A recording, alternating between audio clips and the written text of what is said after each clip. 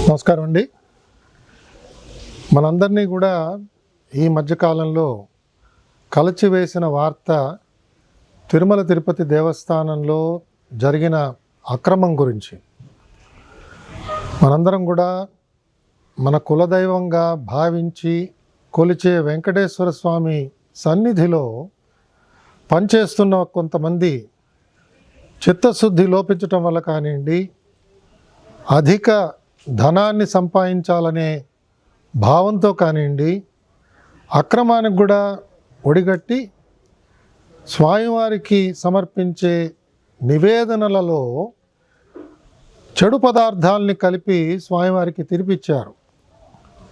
దురదృష్టం ఏమిటంటే ఇవాళ బొంకించి అసలు తప్పే జరగలేదన్నట్టుగా మాట్లాడటం కూడా చాలా శోచనీయం.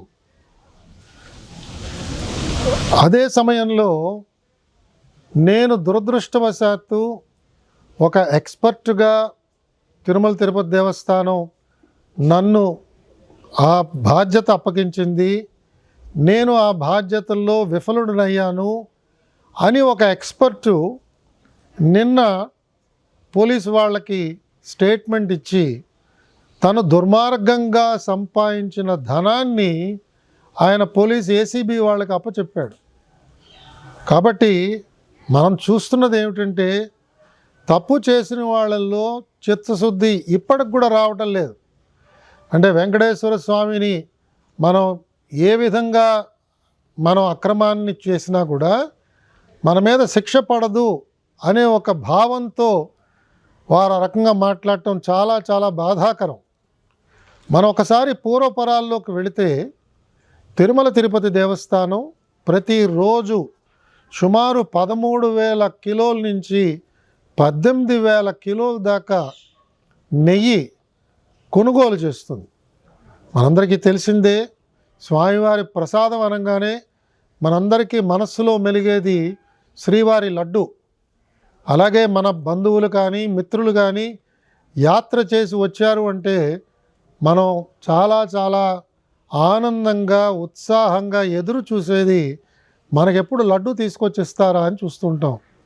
పరీక్షలకు వెళ్ళే విద్యార్థులు, కళ్యాణం చేయించుకునే పెద్దవాళ్ళు, వృద్ధాప్యంలో చేసుకుంటున్న ఉత్సవాల్లో కూడా స్వామివారి యొక్క ప్రసాదాన్ని అపురూపంగా భావించే జాతి మనందరిది కూడా.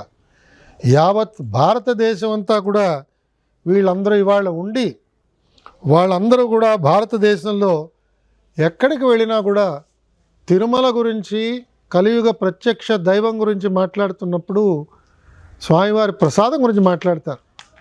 మరి కేవలం లడ్డూ ప్రసాదం ఒకటే కాకుండా స్వామివారి అన్నప్రసాదాల్లో కూడా అదే నెయ్యి వాడతారు. ఉపదేవాలయాల్లో కూడా వాడే నెయ్యి ఈ విధంగానే తిరుమల తిరుపతి దేవస్థానం వాళ్ళు ప్రొక్యూర్ చేసి ఇస్తుంటారు. కొన్ని ప్రాంతాల నుంచి వస్తున్న నెయ్యి మనకి క్వాలిటీ బాగాలేదు, నాణ్యత లేదు అని తెలిసినప్పుడు వాళ్ళకి నోటీసులు ఇచ్చి వాళ్ళని ఆపేయడం విధిగా జరుగుతూ ఉంటుంది. తిరుమల తిరుపతి దేవస్థానం ఆధ్వర్యంలో ప్రొక్యూర్మెంట్ కమిటీ వాళ్ళు ఈ ప్రొక్యూర్మెంట్ చేస్తుంటారు. ఆ ఘీ ప్రొక్యూర్మెంట్ చేస్తున్నప్పుడు ఆ ఘీలో నాణ్యత ఎలా ఉన్నది అవన్నీ కూడా వాళ్ళు చాలా జాగ్రత్తగా పరిశీలన చేయవలసిన బాధ్యత వారి మీద ఉన్నది. అంతేకాకుండా తిరుమల తిరుపతి దేవస్థానం వారు కొన్న ఈ ఘీని, నెయ్యిని ఎప్పటికప్పుడు పరీక్ష చేయడానికి వివిధ ప్రాంతాలకు పంపిస్తున్నారు. అలాగా ప్రభుత్వం మారిన తర్వాత, కూటమి ప్రభుత్వం వచ్చిన తర్వాత మనందరికీ కూడా ఒక పెద్ద గంభీరమైన వార్త ముఖ్యమంత్రి గారు ఆవిష్కరించింది ఏమిటంటే తిరుమల తిరుపతి ప్రసాదంలో వాడిన నెయ్యి కలుషితమైనది, ఇందులో జంతు కొవ్వు కూడా కలిసినట్టుగా కనిపిస్తున్నది అని ఆ రోజు సెప్టెంబర్ 2024 నాడు ఆయన సెలవిచ్చారు. మనందరం కూడా చాలా చాలా బాధపడ్డాం. మనలో కొంతమంది దుఃఖించాం. అందరూ చూస్తుండగానే కన్నీళ్లు రాల్చాం. మనం నమ్ముకున్న మన దైవానికి అలాంటి ప్రసాదాన్ని మనం ఇస్తామా? ఎంత తప్పిదం ఇది! క్షమించరాని తప్పిదం కింద కూడా మనందరం కూడా ఆ రోజు అనుకున్నాం. దాన్ని వెంటనే ప్రభుత్వం చర్యలు తీసుకుని ఎంక్వైరీ చేయడానికి ఒక డిఐజీ స్థాయి అధికారిని వెంటనే ఎంక్వైరీ ఆఫీసర్గా పెట్టి ఎస్ఐటీని ఫామ్ చేసిన తర్వాత ఎవరైతే తప్పు చేసి ఉంటారని మనం అందరం భావిస్తున్నామో వారు సుప్రీంకోర్టుకు వెళ్ళి మేమేం తప్పు చేయలేదని చెప్పి ఆ రోజు బొంకారు. అప్పుడు సుప్రీంకోర్టు ఏర్పాటు చేసిన స్పెషల్ ఇన్వెస్టిగేషన్ టీం ఈ అంశంలోకి వెళ్ళి వారు అనేక మంది ఎక్స్పర్ట్స్ని, రాష్ట్ర ప్రభుత్వ పోలీస్ యంత్రాంగంలో ఉన్న సభ్యులు, సిబిఐలో ఉన్న సభ్యులు అందరినీ కూడా, అలాగే FSSAI అంటే ఆహార నాణ్యతని పరీక్ష చేసే ఒక ఏజెన్సీ, కేంద్ర ప్రభుత్వ స్థాయిలో ఉన్న ఏజెన్సీ ప్రతినిధులు, వీరందరినీ కలిపి SIT ఏర్పాటు చేశారు. కాబట్టి ఇవాళ వారిచ్చిన రిపోర్ట్ని అందరం కూడా జాగ్రత్తగా పరిశీలన చేద్దాం. ఇవాళ ఉన్న ప్రభుత్వం, ఇవాళ బోర్డులో పనిచేస్తున్న చైర్మన్ గారు కానీ, ఎగ్జిక్యూటివ్ ఆఫీసర్ గారు కానీ, గౌరవ ధర్మకర్తల మండలి సభ్యులందరినీ కూడా మనం ఆశించేది, కోరేది, భవిష్యత్తులో ఇలాంటి చర్యలు రాకుండా ఎలాంటి చర్యలు మనం తీసుకోవాలి. ఇలాంటి తప్పిదాలు జరగకూడదు. ఇది తప్పిదమే కాదు, ఇది దుర్మార్గం.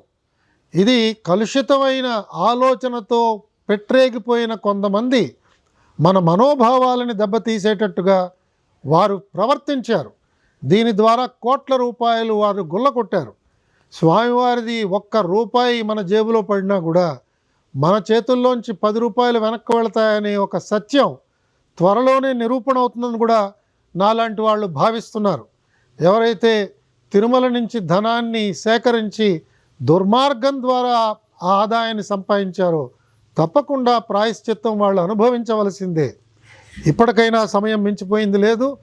దీన్ని రాజకీయ కోణంలో ఆలోచన చేసి వాదించే కంటే మాకు వెంకటేశ్వర స్వామి మీద నమ్మకం లేదు, మాకు డబ్బు మీద నమ్మకం ఉంది అని వాళ్ళ నమ్మకాలని బయట పెట్టవలసిందిగా నేను అందరి తరఫున వారిని డిమాండ్ చేస్తున్నాను. మీకు వెంకటేశ్వర స్వామి మీద నమ్మకం ఉంటే మౌనం వహించండి. మీరు చేసిన ఈ దుర్మార్గానికి మీరు మీ చింతని ప్రకటించండి, మీ బాధను వ్యక్తపరచండి. ప్రాయశ్చిత్తంగా వెళ్ళి అంగప్రదక్షిణ చేస్తారో, పుష్కరిణిలో మునుగుతారో, లేదా తలనీలాలు అర్పిస్తారో, లేదా వెళ్ళి శిక్ష అనుభవిస్తారో జైల్లో కూర్చుని, అది మీకే వదిలేస్తున్నాం. కానీ ఒక సామాన్య భక్తుడుగా మీరు చేసింది క్షమింపరాని నేరము. మీరు దాన్ని వెనకేసుకొస్తూ ఇవాళ సమాజంలో అలజడి సృష్టించడానికి ప్రయత్నం చేయడం ఏమాత్రం కూడా అది శ్రేయకరమైన పని కాదు. మీ వల్ల మేము ఆశిస్తున్నది కాదు. రాజకీయ పార్టీల వాదనలు ఏ రకంగా ఉన్నా కూడా అది వాదనలతోనే మీరు చేసుకోవాలి. కానీ ప్రజా జీవనానికి అంతరాయం కలిగించడం కానీ, ప్రజా ఆస్తుల్ని తగలబెట్టడం కానీ ఈ విధంగా చేయడం క్షమింపరాని నేరం అవుతుంది. వెంకటేశ్వర స్వామి భక్తులందరినీ కూడా సవినయంగా నేను కోరేది, తప్పకుండా మనం కొంత సమయాన్ని వేచి చూద్దాం. ప్రభుత్వం తీసుకునే అనేక మంచి చర్యల వల్ల తిరుమల తిరుపతి దేవస్థానంలో ఈ తప్పుని ఎవరైతే చేశారో వారందరికీ శిక్ష తప్పకుండా పడుతుంది. ఇప్పటికే ప్రభుత్వం అక్కడ పనిచేస్తున్న కొంతమంది ఉన్నతాధికారులని స్థానచలనం కలిగించింది. మిగతా వారి మీద కూడా చర్యలు మొదలుపెట్టినట్టుగా నాకు వినిపిస్తున్నది. మనందరం కూడా స్వామివారి భక్తులుగా వినమ్రతతో స్వామివారిని కోరుతూ ఇలాంటి తప్పులు చేసిన వారందరి పక్షాన మనందరం క్షమాపణలు కోరుదాం. ఇలాంటి తప్పు చేసిన వారందరికీ తగిన విధంగా స్వామివారు శిక్ష విధిస్తారని నమ్ముతూ మనందరం కూడా ఎల్లవేళలా నమ్మే వెంకటేశ్వర స్వామిని మరొక్కసారి భక్తిపూర్వకంగా గోవిందా గోవిందా అని స్వామివారిని కొలుస్తూ మనం చేసుకునే మన విధి నిర్వహణలో నిమగ్నం అవుదామని చెప్పి నేను పిలుపునిస్తూ మీ దగ్గర సెలవు తీసుకుంటున్నాను.